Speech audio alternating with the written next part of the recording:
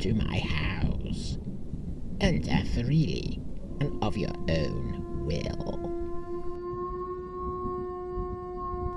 Usually, a host does not lock his guest in his house, nor does a visit involve the involuntary sucking of blood. As the old joke goes, just walk in, they'll carry you out.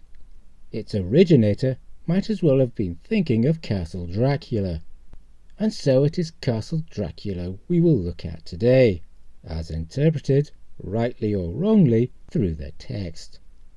Welcome to a detective story of sorts.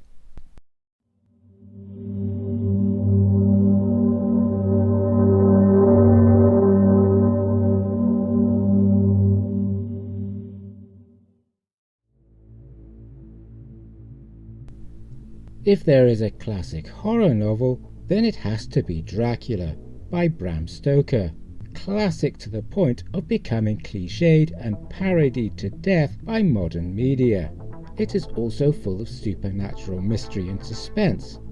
In its later chapters, it becomes a chase. There are many interpretations of the tale. One interpretation has Dracula as an allegory for an old-fashioned and parasitic aristocracy defeated by a modern, technologically up-to-date multinational team. The problem with this interpretation is that the team includes the Honourable Arthur Holmwood, who becomes Lord Godalming during the novel. We must also remember that the Bloody Count originates from Eastern Europe rather than from Great Britain. However we interpret Dracula, it cannot be disputed that it begins and ends in the shadow of its castle. It is that castle we will attempt to recreate in this video, based on the clues in the novel. This is no easy task, as Bram Stoker grants Jonathan Harker only limited access to the interior, and the exterior is described with little detail. There are a few clues, and with these I will, like some literary detective, attempt to piece together the castle. Of course, Bram Stoker, who worked in theatre, may have thought of his Castle Dracula in terms of stage sets and scenery rather than as a fully realised castle, and so any attempt to use his descriptions to recreate it may be doomed to failure. But perhaps we will have a little fun in the attempt. And if you like this video, then why not press the like button, share it on social media, the video, not the like button, and subscribe to this channel. If you don't like this video, then press the dislike button. Share it on social media, the video, not the dislike button, although you can try if you want to, and subscribe to the channel anyway.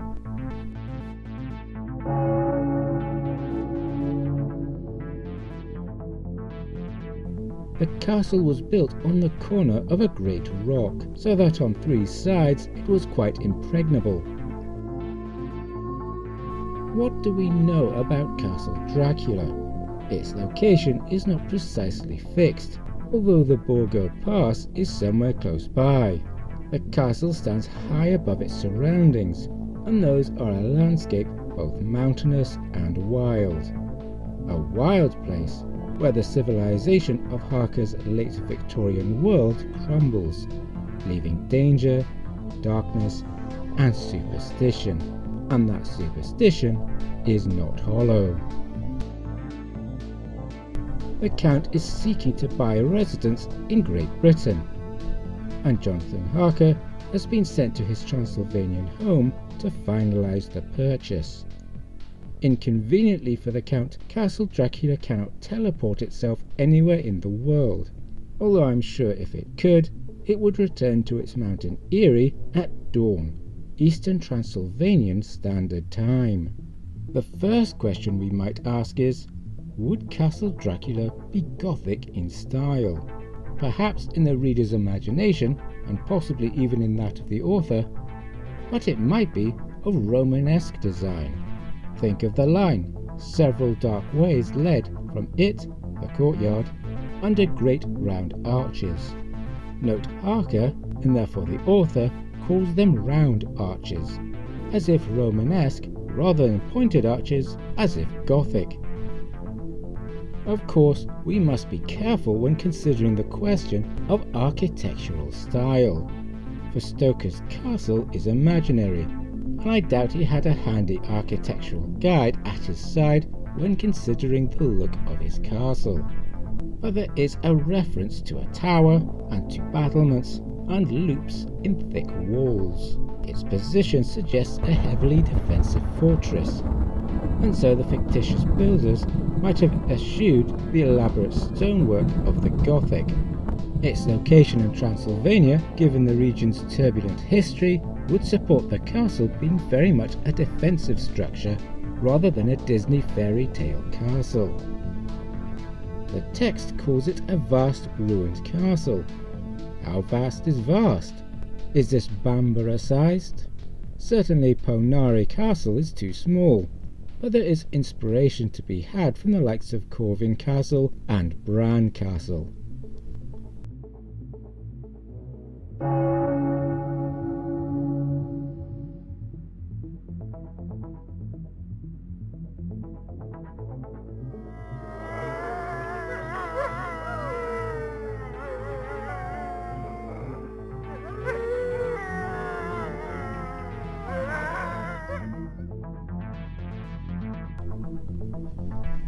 Suddenly, I became conscious of the fact that the driver was in the act of pulling up the horses in the courtyard of a vast ruined castle, from whose tall black windows came no ray of light, and whose broken battlements showed a jagged line against the moonlit sky. In the gloom, the courtyard looked of considerable size, and as several dark ways led from it under great round arches, it perhaps seemed bigger than it really is.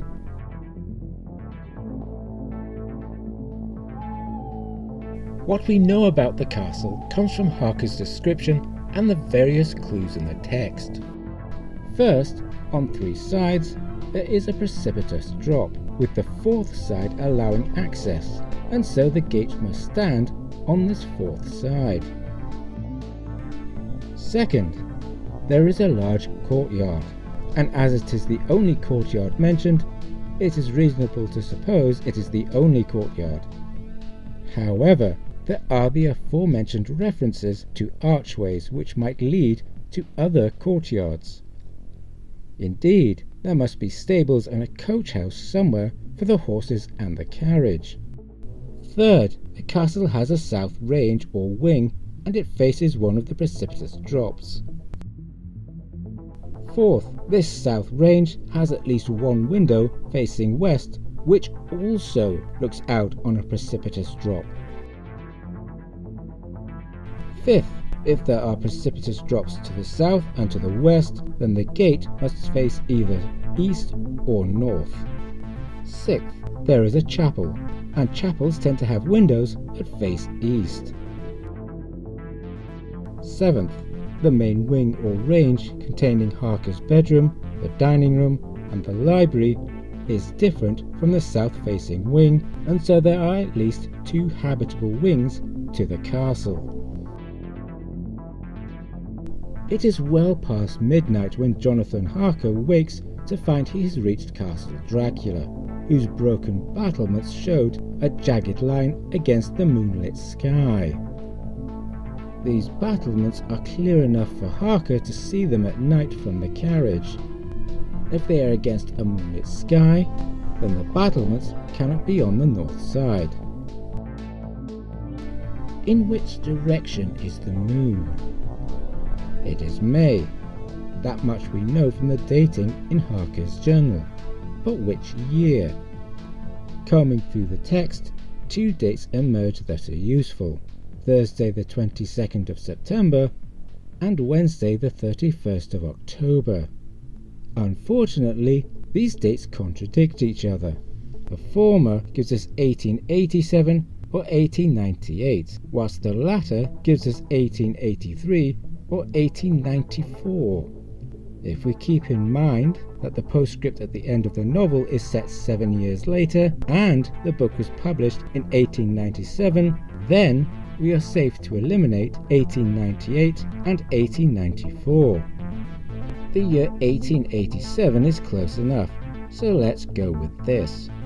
Harker arrives at Castle Dracula well after midnight on the 5th of May 1887.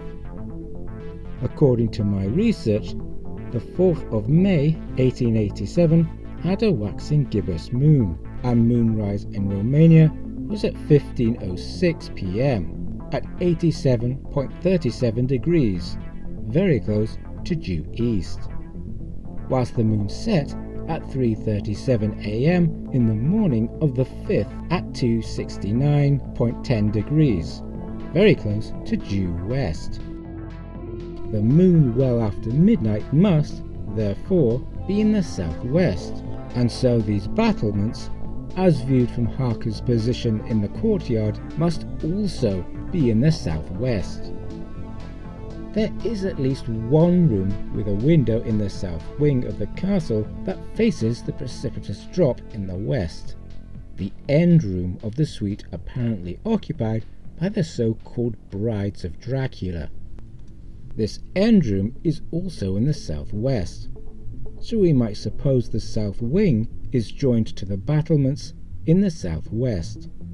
Apart from this window on the drop, there is no other information on the west side of the castle. We can suppose a curtain wall stands here, linking the gate to the south wing, so the main courtyard is now enclosed to the west and the south. Harker later describes moving from the main wing into the south wing with ease, so we can suppose this main wing is to the east of the main courtyard. The northern side of the courtyard may be the location of the main gate. There is no mention of a gatehouse, although any castle worth its defensive salt would not leave its entrance undefended.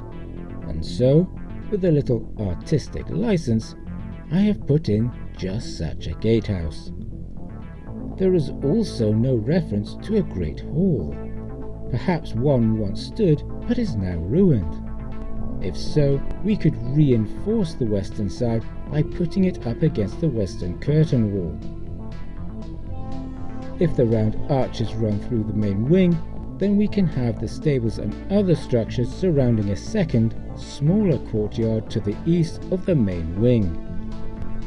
These surmises leave us with a rough idea of the layout, but of course any defensive castle is unlikely to be perched on so perfectly square a base such as this. Nature does not thrust up square-shaped mountain spurs for our benefit, but we shall use this square shape for now.